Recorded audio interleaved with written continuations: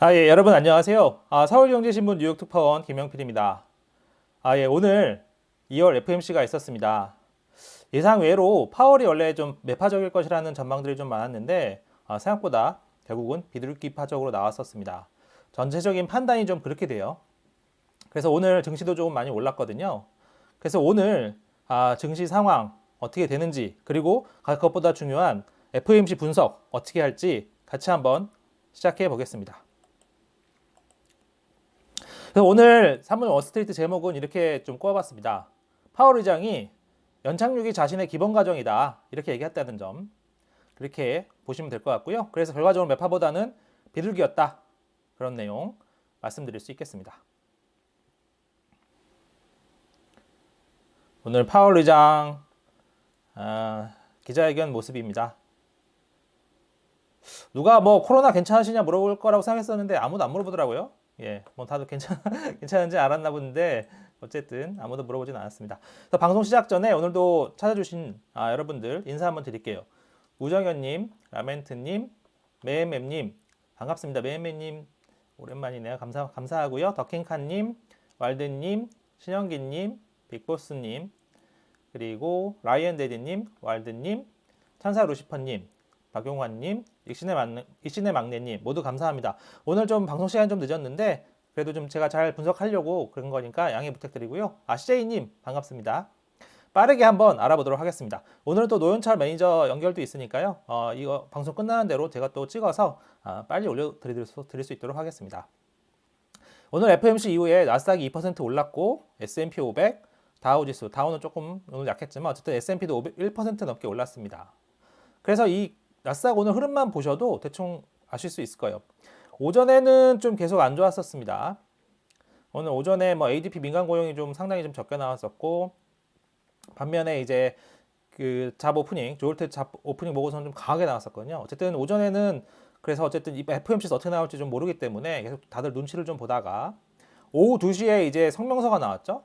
성명서에서는 근데 좀 안 좋았었습니다. 왜냐하면 성명서에서는 ongoing, 계속해서 금리를 올리는 게 적절할 것이다, 그 표현을 월가에서 좀 기대를 했거든요. 아무래도 3월부터 좀 3월까지 올리고 중단을 한다거나 빠르면 3월부터 중단하려면 그 표현이 좀 바뀌거나 사라져야 되는데 그 표현이 그대로 남아 있었습니다. 그래서 이제 처음엔 좀 이거 좀 안 좋다 생각을 했던 거죠. 그러다가 오후 2시 반, 요때가 오후 2시 반입니다.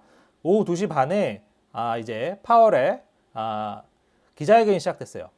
근데 초반에 파월이 굉장히 좀 매파적으로 나왔었거든요. 그래서 좀 초반에 좀 떨어졌습니다. 떨어졌다가 이후에 파월이 좀 다르게 얘기하기 시작하고 비둘기파적인 모습을 보이니까 그 이후로는 계속 상승하기 시작했어요. 그래서 이런 모습이 나타난다는 거, 이 시간대별로 좀 그랬었다는 점을 전체적으로 한번 보시면 좋을 것 같고요. 그래서 결과적으로는 파월은 제가 어제 전해드렸던 것처럼 어제는 이제 2월까지 포함하니까 2 플러스 1인 거죠. 두 번, 그러니까 2월, 3월 올리고 5월은 한번 봐야 된다. 2 플러스 1. 그 내용을 오늘 다시 한번 확인해 줬습니다.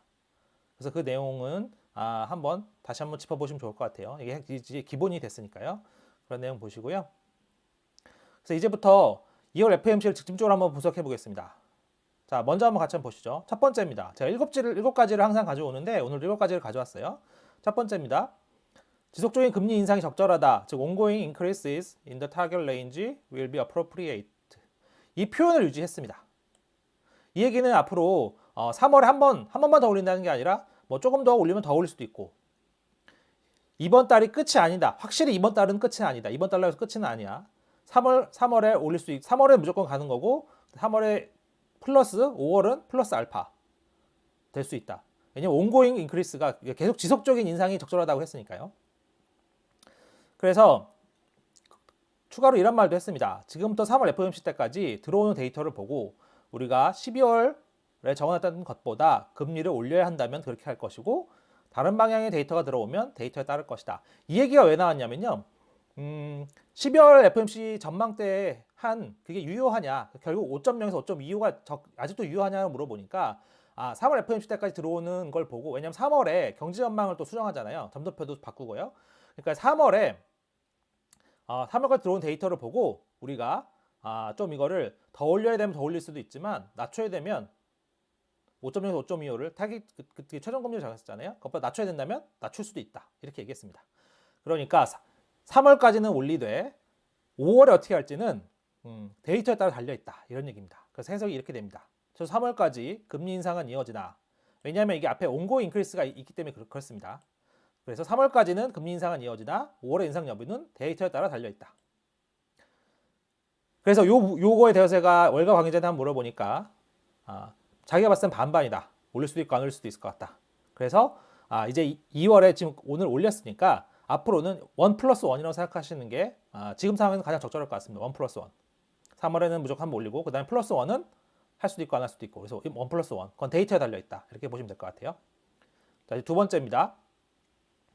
물가 하락은 시작됐으나 초기 과정이다. 이 물가 하락은 시작됐다. 이걸 좀 좋게 해석하는 사람들도 있긴 했었어요. 하지만 이제 이게 분명한 건 초기 과정이다. early stage라고 얘기했기 때문에 한계가 분명한 얘기입니다. 그래서 또 그런 얘기를 했어요. 제가 어제도 잠깐 짚어드렸었는데 그 주택을 제외한 초근원 서비스, 여기서는 아직 물가 하락, 그러니까 상승률 둔화를 아직 보지 못했다. 그래서 우리는 할 일이 더 있다. 뭐 워크 투두. 그래서 최소한 3월은 올리고 5월은 데이터를 봐야 된다. 그런 뜻이죠. 추가로 이건 이제 다른 질문에서 나왔던 건데 폭스 비즈니스 기자가 한번 물어봤습니다. 물가가 지금 5, 6%에서 나중에 2% 가는데, 그러니까 전에 뭐 한 8% 뭐 이렇게까지 9% 뭐 이렇게 갔었으니까요. 거기서 지금 5, 6% 내려온 것보다 5, 6%에서 2% 가는 게 더 어렵다고 생각하냐? 이렇게 물어봤더니 솔직히 잘 모르겠다. 이렇게 얘기했습니다. 이 얘기는 인플레이션 전망이 자기도 쉽지는 않다고 얘기하는 겁니다. 과거에도 많이 틀렸었잖아요. 그리고 앞으로 다들 많은 사람들이 그런 얘기를 하잖아요. 3, 4%에서 뭐 스톡 데이스 멈춰있을 가능성도 높다고 얘기를 하는데 자기네들도 확실히는 잘 모르겠다. 하지만 약간의, 제가 뒤에서 좀 더 설명드리겠지만 지금 계속 떨어지는 거에 대해서 약간의 자신감은 확실히 많이 얻은 것 같아요. 자신감 많이 얻었다는 표현을 오늘 많이 했습니다. 어쨌든 자기들이 이번에 확신할 수 없다. 좀 모호한 입장을 좀 보여주긴 하죠. 결과적으로는 레리 서머스 전 재무장관이 그런 얘기 했었잖아요. 더 올리는 거에 전념해서도 안 되지만 안 올린다고 얘기해서도 안 된다. 그래서 좀 모호하게 해야 된다. 그런 얘기를 했었는데 약간 그런 전략을 오늘 조금 많이 구사한 것 같습니다. 어쨌든 이 부분은 사실이니까, 명백한 팩트니까 이 부분은 여러분들도 같이 꼭 보셔야 됩니다. 이 인플레이션이 하방 리스크 더 많이 떨어질 가능성도 있지만 상방 리스크가 분명히 있어요. 그래서 연준도 3월까지는 올리겠지만 5월은 데이터를 보겠다고 하는 것도 같은 이유입니다. 그래서 오늘 전반적인 내용이 아무래도 뭐 시장에 좀 이렇게 유리하게 해석될 수도 있지만 그럼에도 인플레이션 부분은 계속 좀 경계심을 갖고 보실 필요는 있습니다. 그래서 이제 앞에 얘기 연결되는 부분인데, 그래서 기준금리 5% 이하도 뭐 certainly possible 해서 확실히 가능하긴 하다. 그러면서 이런 얘기를 했습니다. 나의 베이스 케이스, 가장 자기가 기본적으로 가장 확률이 높다고 생각하는 거죠. 본인이. 나의 생각은 경제가 정말로 심각한 침체나 큰 실업률 상승 없이 인플레를 2%까지 낮출 수 있다고 본다는 거다. 그래서 이 얘기는 저는 그렇게 보입니다. 소프트 랜딩이 가능하다. 그게 나의 기본 사례다. 꼭 소프트 랜딩이 아니더라도 소프트 C 랜딩, 그러니까 소프트 랜딩에 비슷한 뭐 완전히 약간의 뭐 완만한 침체라든지 그런 것까지 포함하면 어쨌든 심각한 침체 없이 이번을 잘 이겨낼 수 있다. 결과적으로 연착륙이 상당히 가능하다. 이렇게 파월이 오늘 얘기했습니다. 이 부분이 오늘 증시 상승에 좀 많은 영향을 준 거로 해석이 되거든요. 많은 이들은 아니라고 하겠지만 나는 그렇게 본다. 가능성이 있다. 이렇게 얘기를 했습니다. 상당한 자신감이죠. 상당한 자신감.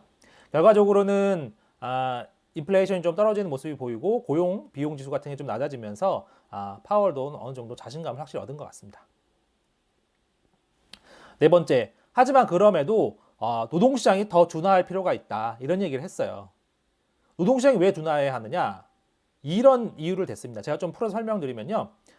이제 연준이 계속 얘기하는 게 초근원 서비스가 중요하다고 생각하잖아요. 그러니까 이제 그 서비스 분야에서도 주택을 뺀 서비스가 중요하다고 생각을 하는데, 그런 서비스 같은 경우에 이렇다는 겁니다. 금융 서비스, 뭐 은행 뭐 이렇게 이런 거잖아요. 뭐 IB 이런 데들. 그런 데들은 이제 인건비가 좀 중요한데 서비스 업종이고, 식당은 뭐 인건비도 중요하지만 식재료 가격도 중요하잖아요. 교통, 뭐 이제 버스 뭐 이런 교통 서비스 이런 거는 그것도 인건비가 중요하지만 유가에도 상당한 영향을 받는다. 그러니까 이런 게 한 대충 이런 초근원 서비스 항목이 6, 7개 되는데 그게 다 서로 다르다. 다 서로 달라요. 그러니까 뭐 이제 어떨 때는 유가가 올라갈 수도 있으면 뭐 교통 서비스는 교통 서비스 나쁘겠지만 뭐 그때 뭐 식당 쪽은 뭐 식재료 떨어질 수도 있고 뭐 사실은 왔다 갔다 할 수 있잖아요. 서로 이게 교집합이 없는 겁니다. 근데 유일한 교집합이 바로 노동이라는 거예요. 노동, 인건비. 그래서 이 초근원 서비스가 둔화하려면 어떤 상황에서도 둔화하려면 인건비가 좀 낮아져야 된다. 그러니까 노동시장이 둔화를 해야 된다. 그래야 모든 서비스 업종에 걸쳐서 이제 인플레이션도 좀 낮아지고 전반적으로 연준의 정책에도 좋은 방향으로 갈 수 있는 거다. 이렇게 얘기를 하는 겁니다. 그래서 지금보다는 실업률 조금 더 올라가야 된다. 그런 얘기를 한 겁니다. 파월이요. 5번째입니다. 일반적인 전망처럼 경기와 노동시장 둔화에도 인플레가 빠르게 내려오지 않으면 올해 금리 인하는 부적절하다. 이게 일반적인 전망 뭐 이런 얘기를 했으니까 기본적으로 올해 금리 인하는 없다고 보는 게 맞습니다. 그게 이제 파월에 오늘 다시 얘기한 거기도 하고요. 그런데 파월이 이런 얘기를 살짝 덧붙였습니다. 다른 이들은 인플레가 훨씬 빨리 내려온다고 보는데 만약 그런 일이 생긴다면 우리는 그것을 인지하게 될 것이고 그것이 정책을 바라보는 우리의 생각에 반영될 것이다. 이 얘기가 무슨 얘기냐? 만약에 실제로 인플레가 훨씬 빨리 떨어진다. 그러니까 뭐 그 월가 일각에서는 뭐 9월에 금리 인하를 한다는 얘기도 하는 분들도 있잖아요. 그러니까 인플레가 정말 그렇게 빨리 내려간다고 한다면 우리도 그걸 알지 않겠냐? 당연히 우리도 나중에 알게 될 것이고 그것이 정책에도 반영이 될 거다. 인플레가 정말 빨리 떨어지는 게 정책에 반영된다는 건 무슨 뜻이겠습니까? 뭐 한 단계 더 건너가야 되지만 결과적으로는 연내 금리 인하도 아예 불가능한 건 아니다. 이런 얘기입니다. 물론 상당한 전제가 필요해요. 인플레가 상당히 빨리 떨어진다. 이런 게 필요하지만 그 전에 비하면 문을 살짝 요 정도라고 할까요? 문을 살짝 열어놨다. 전 이렇게 해석이 됩니다. 그래서 전반적으로 올해 그런 금리 인하도 정말로 그런 좋은 일이 있으면 가능하다. 그래서 오늘 전체적인 FOMC 분위기는 초반에는 좀 매파적이고 그런 모습이 있었고 중간중간에도 그런 게 많이 섞여 있었지만 결과적으로는 좀 비둘기파적이다. 그렇게 해석이 되는 이유입니다. 6번째죠. ECI에 대해서 건설적이다. 아주 좋았다. 이렇게 얘기를 했습니다. 그러니까 이제 이 부분에서 연준이 ECI를 얼마나 중요하게 보는지 여러분도 아실 필요가 있어요. 다시 한번 말씀드리지만 어제 나온 ECI가 굉장히 건설적이었다. 여전히 높긴 하지만 내려가고 있다. 물론 이제 파월은 오늘 내내 뭐 인플레이션 어떻게 될지 정확히 자기도 모른다. 이런 얘기를 많이 했습니다. 물론 다시 임금 인플레 올라갈 수도 있고 정확히는 자기도 모르죠.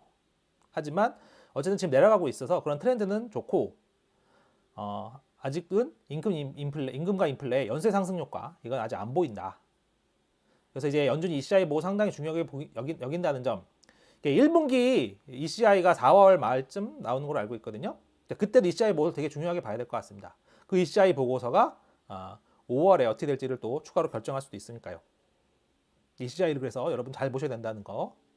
왜냐하면 지금 가장 걱정한 거는 결국 임금 상승이 전체적인 물가 상승과 다시 이렇게 맞물려 돌아가는 거 이걸 좀 굉장히 걱정하고 있기 때문에 ECI가 왜 중요하다고 말씀드렸냐면 임금 인상뿐만 아니라 나머지 복리후생 각종 혜택 이걸 다 포함하고 있기 때문에 고용보고서에서 이제 시간당 평균 임금이 나오죠. 근데 임금만 나오는 거기 때문에 어쨌든 ECI가 좀 중요하다.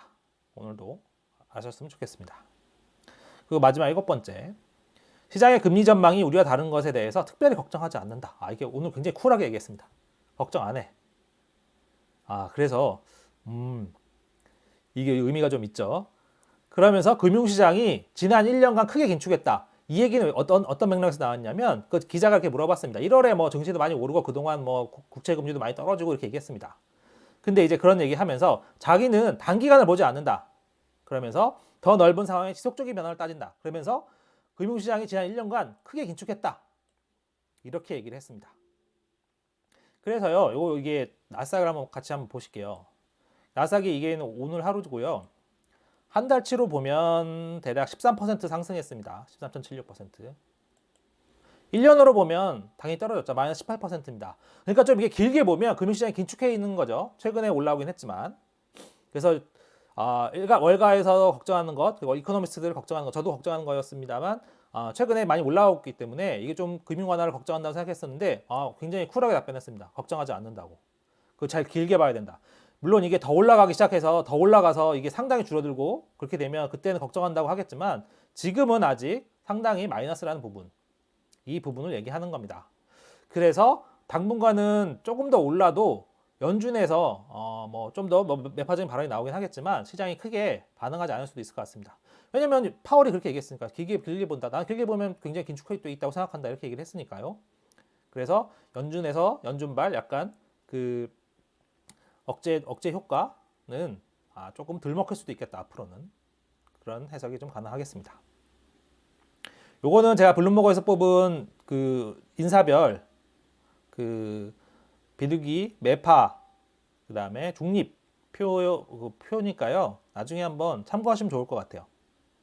이건 뭐 이제 회사마다 좀 다르긴 합니다. 평가 좀 다르긴 하고요. 왜 갖고 왔냐면 결국 브레이너드 때문에 갖고 왔습니다. 네, 이거는 나중에 좀 더 설명드릴게요.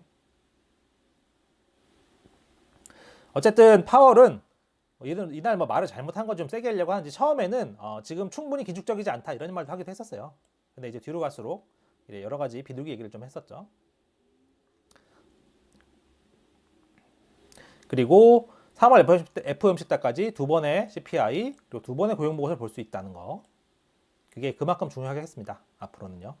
이 점 참고하시고요. 상당한 자신감을 표시했다. 이거는 제 생각만 그런 건 아니고요. 월가에서도 그렇게 보시는 분들이 많이 있더라고요. 상당히 자신감을 표현했다. 그리고 굉장히 좀 편안해 보인다. 이런 평가들이 나왔다는 거.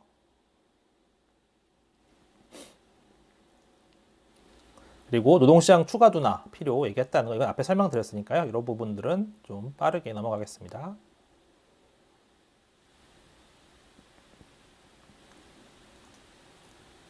어쨌든 연착륙을 위해서는 앞으로는 노동이 너무 빠르게 둔화하지는 않으면서 소비가 유지되고 인플레이션은 감소하는 모습이 나타나야 합니다. 오늘 어쨌든 파월이 좀 긍정적인 모습을 많이 보여줬기 때문에 좀 앞으로는 강한 노동에 대한 좀 기대감이 더 커질 수도 있긴 할 텐데 그럼에도 여전히 파월도 이제 노동시장이 좀 둔화하는 걸 바란다고 했고 실제도 계속 좀 둔화하고 있거든요. 이렇게 계속 높은 금리를 유지하는데 둔화 안 할 수는 없을 겁니다. 하지만 이제 적당히 둔화해야 된다는 거죠. 적당히 둔화하면서 소비도 좀 계속 감소하고 있긴 합니다만 좀 적당히 좀 어느 정도 유지가 되고 인플레이션은 뚝뚝 떨어지고 이런 모습이 나타나야 연착륙이 가능하다. 어쨌든 파월은 연착륙이 거의 자기의 기본 케이스로 얘기했기 때문에 그거는 좀 많이 올라간 건 사실입니다. 그래서 어쨌든 파월은 오늘 이제 뭐 처음에 매파적인 모습 보이고 중간에도 매파 비둘기 왔다 갔다 하려고 했지만 결과적으로는 비둘기였다는 거.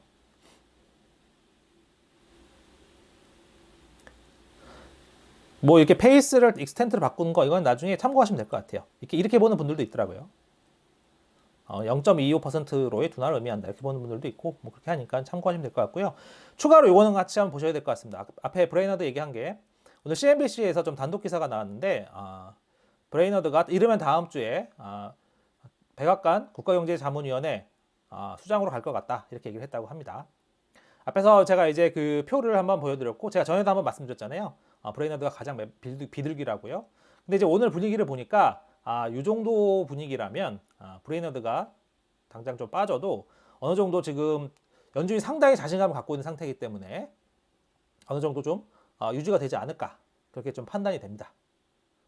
판단이 되죠. 왜냐하면 파월이 어느 정도 상당한 자신감을 갖고 있고 뭐 인플레이션은 이제 조금 둔화한다는 트렌드로 가고 있는 것 같고 그래서 이제 브레이너드가 이 정도에서는 빠져도 크게 운영하는 데는 문제가 없다고 생각을 한 것 같아요. 백악관도. 그래서 종합적으로는 물론 이제 브레이너드만큼 앞으로도 이제 그 비둘기 역할을 해줄 사람을 뽑을 수 있느냐 그건 좀 다른 얘기겠죠. 근데 어쨌든 브레이너드가 또 백악관으로 가면서 연준과 좀 의사소통을 할 수도 있고 그렇기 때문에 그 부분 좀 종합적으로 보실 필요는 있겠습니다. 그래서 이제 오늘 파월이 어쨌든 고용지표의 추가 둔화를 얘기했으니까 오늘 나온 고용지표를 같이 한 번 더 조금 더 짧게 보겠습니다. 구인인측 보고서상 12월 구인 건수가 1101만 2천 건. 굉장히 강합니다. 블룸버그와 다우존스 예상치 1030만 건을 훌쩍 뛰어넘었어요. 그래서 구인 건수 5개월만 최대. 그리고 파월도 중요시하게 보는 수치거든요. 이거는 12월 실업자가 572만 명임을 고려하면 실업자 대비 구인 건수가 1.9배나 됩니다. 또 올랐어요. 이 부분도 굉장히 중요하게 봅니다, 파월이. 그래서 오늘 파월이 노동시장은 굉장히 타이트하다, 극도로 타이트하다 이렇게 얘기를 했거든요. 그러니까 이걸 조금 더 완화할 필요는 있겠다. 조금만 더 완화가 되면서 인플레이션이 떨어지면 노동이 어느 정도 받쳐주니까 소비도 받쳐줄 테고 경제도 받쳐주고. 그래서 분명히 파월은 자기는 파지티브 그로스 레이트를 예상한다고 했어요. 제가 이제 기사에는 넣지는 않았는데 분명히 자기는 올해 그 플러스 경제 성장을 예상한다고 했습니다. 그건 나중에 이제 추가하긴 할 텐데 어쨌든 그 부분을 얘기했다는 거 같이 한번 봐주시면 좋을 것 같아요. 물론 예상대로 되느냐 이건 또 다른 얘기이긴 합니다. 서비스 분야의 구인난도 지속하고 있다. 193만 5천 명을 모집했는데 110만만 채용이 됐다. 예, 보시면 될 것 같고요. 조금씩 둔화하고 있는 건 맞다. 왜냐면 해고가 조금 늘었고 자발적 퇴사는 조금 줄었다. 자발적 퇴사가 좀 줄어야 되겠죠. 예. 자발적 퇴사는 갈 데가 많다는 거고 자기가 뭐 여윳돈이 많다는 얘기니까 좀 줄으면 좋을 것 같은데 조금 줄었다. 조금씩 둔화하고는 있다. 그런 얘기입니다. 제조업은 계속 안 좋았고요. ADP 민간 고용은 좀 확 떨어진 걸로 나오긴 했습니다. 근데 ADP 민간 고용 같은 경우에는 1월에 좀 날씨 영향이 좀 있고 그 다음에 ADP 보고서가 실제 고용 보고서는 좀 차이가 있기 때문에 좀 감안해서 보실 필요는 있어요. 어쨌든 좀 더 둔화하고 있다는 모습을 보여줬다는 거. 근데 약간 조금 그런 거는 어쨌든 예측치를 너무 많이 밑돌았다는 거. 거의 뭐 예상치는 18만, 19만이었는데 10만 6천 개밖에 안 나왔다는 거. 그래서 약간 조금 요 정도의 걱정은 좀 갖고 있긴 하지만 너무 많이 또 말씀드렸지만 노동이 너무 많이 갑자기 급락하면 갑자기 또 침체 모드로 갈 수 있기 때문에 연착륙 모드를 유지하려면 어느 정도 적정 수준에서 줄여야 됩니다. 요건 약간 재밌었는데 오전에 좀 이 마이클 베리 얘기가 월가를 조금 뒤덮었었습니다. 오전에 이제 FMC도 없고 좀 이렇게 조용했었잖아요. 근데 이제 미국 시간 어제 저녁이죠. 어제 저녁에 마이클 베리가 자신의 트위터에 FMC 하루 전에 셀 이 단어를 하나만 올렸다고 합니다. 셀. 그래서 사람들이 이게 무슨 말인가 고민을 많이 했었던 거죠. 근데 오늘 반대로 증시는 상승했습니다. 어쨌든 이제 파월도 반대로 나오기도 했고요. 하지만 이 사람이 자신의 트위터에 셀 요 한 단어만 올렸다는 거 참고하시면 좋을 것 같고 블랙록의 링리더 CIO는 올해는 금리가 어느 정도 계속 높은 수준에 유지할 거기 때문에 주식 6대 채권 4, 6대 4 포트폴리오를 거꾸로 가져가는 게 좋겠다. 채권 6, 주식 4. 그리고 주식도 미국보다는 뭐 유럽, 그다음에 중국, 재개장하는 중국 이런 데가 좀 매력적일 수 있다. 그런 조언을 좀 해줬습니다. 근데 이제 조금 이제 같이 봐야 될 거는 제가 이제 초반에 모두에 말씀드렸지만 1+1으로 좀 보시는 게 나을 것 같다고 말씀드렸잖아요. 3월에는 올리지만 5월에는 데이터에 따라서 될 수도 있고 안 될 수도 있다. 하지만 그거를 안 되는 거다, 무조건 안 될 거다. 그리고 금리 인하 무조건 할 거다. 이렇게 보면 조금 너무 두 발짝 너무 앞서가는 거 아닌가. 시장에서는 너무 또 앞서가면 또 안 되잖아요. 그래서 이런 얘기가 좀 있었습니다. 그 라자드에서는 시장이 너무 비둘기파적이다. 금리를 한 번만 더 인상하는데 걸고 있다. 그리고 이제 연말에 금리 인하하는데 또 걸고 있잖아요. 그래서 이런 부분은 조금 물론 이게 너무 두 발, 세 발 앞서 나가서 맞는다면 뭐 대박을 터뜨릴 수도 있겠지만 그만큼 리스크도 커지는 거니까 적정 수준에서 좀 보시는 게 좋을 것 같습니다. 그래서 제가 마지막으로 말씀드리고 싶은 부분은 이런 부분이에요. 연준이 조금 더 편해진 것 같아 보이긴 하지만 중요한 것은 결국 데이터다. 인플레이션이 어디 갈지 명확히 예측할 수 있으면 모를까? 사실은 그런 거죠. 인플레이션 어디 갈지 정확히 예측할 수 있으면 여러분도 그렇고 저도 그렇고 뭐 굳이 뭐 파월 얘기 따질 이유가 전혀 없습니다. 뭐 파월이 뭐라고 하든 우리가 예측할 수 있으면 그렇지만 인플레이션이 정말 예측하기 정말 힘든 부분이에요. 전문가들도 예측하기 어려운 부분이니까 이 부분을 예측이 좀 어렵다면 승리를 선언하기엔 조금 너무 이른 것 같다. 이게 제 생각입니다. 그래서 금리는 2월에 0.25를 올렸으니 앞으로는 1+1으로 보면서 여러 리스크를 함께 동시에 보시는 게 좋을 것 같습니다. 오늘 준비한 내용은 여기까지고요.